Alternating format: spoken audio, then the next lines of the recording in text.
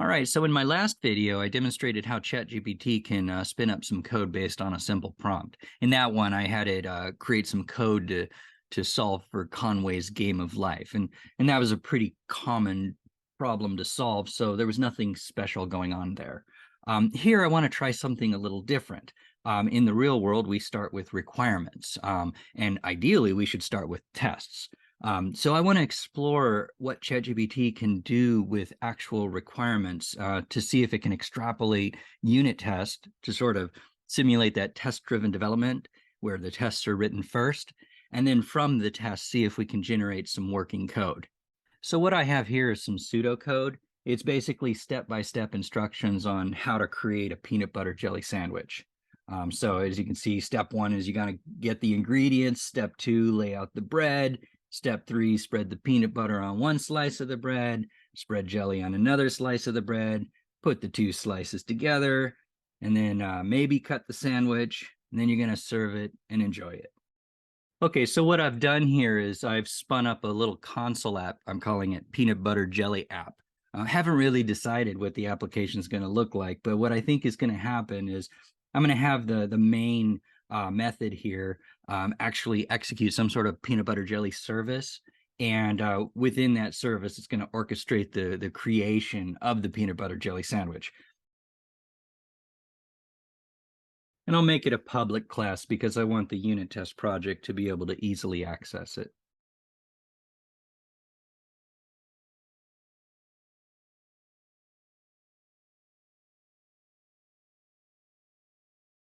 So I've put some high-level code here. I could use test-driven development to write this, but that's not what I'm going to demonstrate. I'm going to actually use TDD to write the code inside of the peanut butter jelly sandwich service. And so I'll just go ahead and stub this out. And I'll build the code, make sure, do a bit of a sanity check here. Okay, so I'm going to go ahead and copy this pseudocode. And I'm going to use ChatGPT-4 today. Now, it's been going down the last couple of days, so I'll keep my fingers crossed that this works.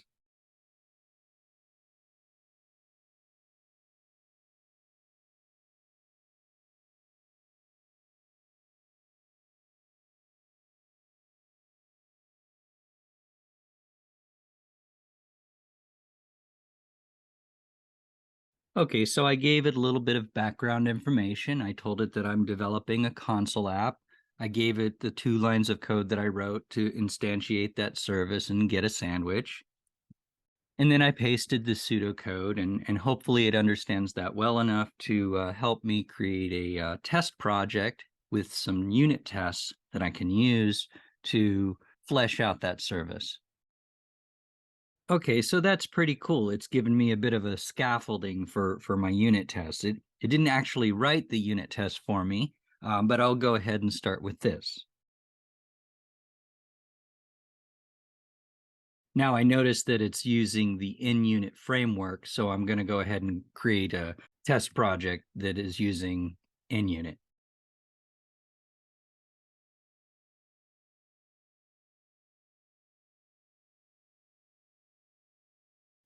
Now that I have a unit test project, I'm going to go ahead and add a reference to this peanut butter jelly app. Okay, just for fun, I'm going to build the solution and make sure everything still works. And it looks like it does. Now I'm going to go ahead and take this test code that ChatGPT created for me, and I'll paste it here, and I'll replace the boilerplate. Now it's been a while, so I'm going to go ahead and build this often to make sure I didn't introduce any mistakes. So far, so good. Now go ahead and open the Test Explorer to make it easier for me to run my tests.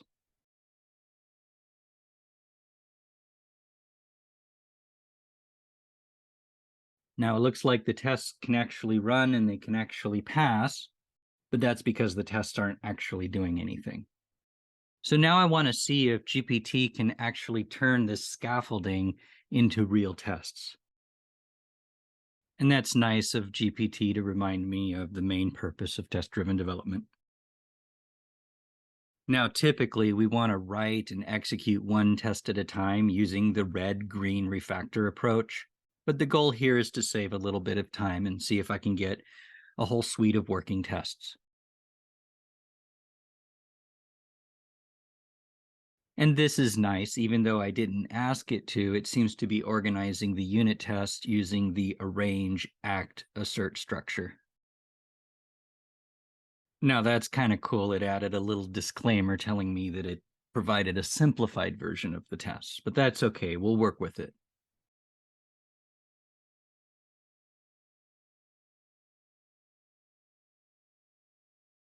Now, ChatGPT didn't know that I had a namespace, and that's okay.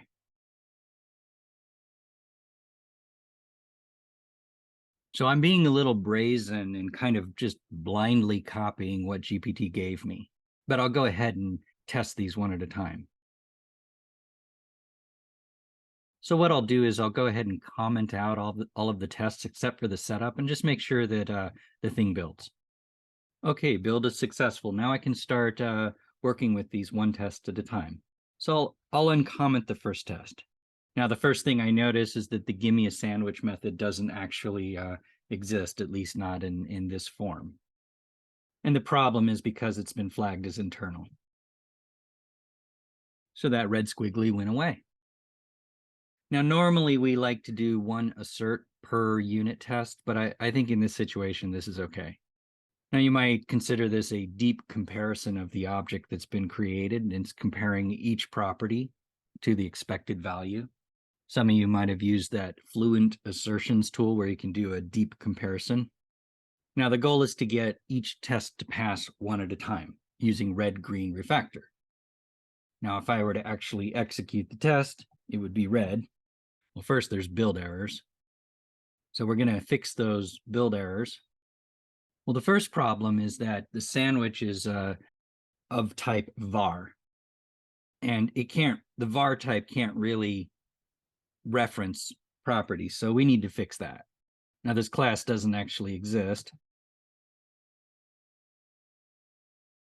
And I was being lazy. I had it extract a sandwich class. It went ahead and created that sandwich class inside of the test project. So I got to move that over. And I'll make it public because I am testing against this. And it's going to be part of my public interface.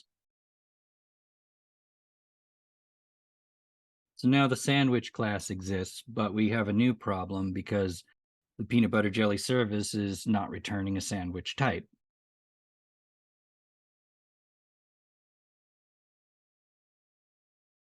Okay, so I've made a fundamental change here. Instead of returning void, I'm having it return a sandwich object. Now I'm going to go ahead and let ChatGPT know that.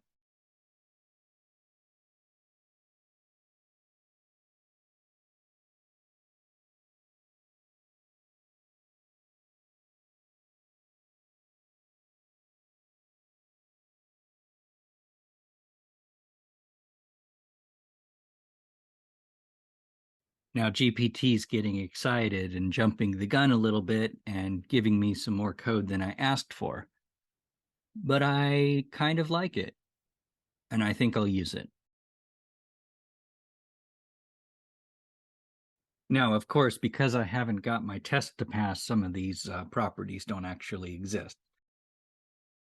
So I'm going to comment those out for now.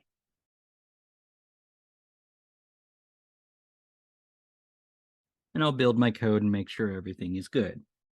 Now, I could keep going and use test-driven development to write this code, but I want to try something a little different. Here I'm being a little bold and I'm being a little lazy. I've asked GPT to go ahead and do the test-driven development for me. So it's going to consider the tests that it created and help me write the class.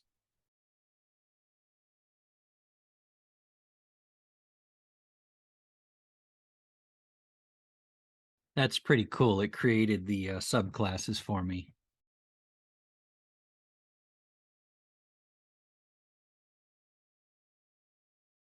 All right, and I'll go ahead and copy the code.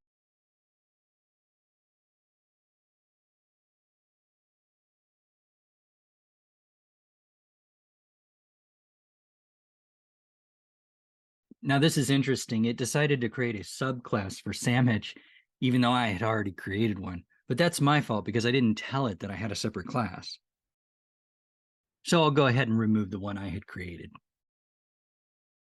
And look at that, my build succeeds. So now I'm going to go back to my unit tests and see if I can get some of these tests to pass.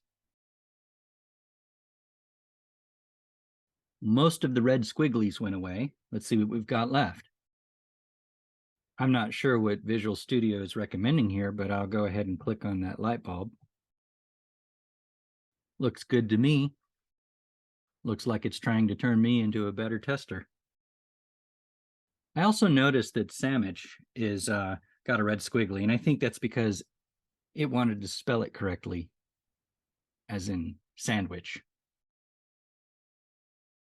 I get some more of these suggestions to make my tests more robust.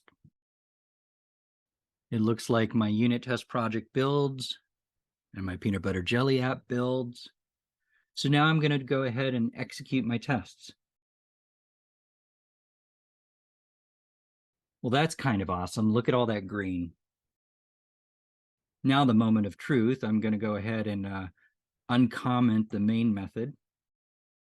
And why don't we go ahead and run it? Well, that's pretty cool. Now I have some functioning code. I started with the requirements. I created the unit tests, and then the unit tests helped guide GPT to write the kind of code that I was looking for. If I had asked GPT to just write an application that made a peanut butter and jelly sandwich for me, the code would probably look very different, and the amount of requirements would be kind of unpredictable. So this gives it a little bit more predictability. Now, of course, with more refinement, as GPT warned me, I might want to execute these methods a little differently. Maybe I want to create a person object with an eating method and create some more concrete methods that make sense in the real world. But for this demonstration, I think this is pretty cool.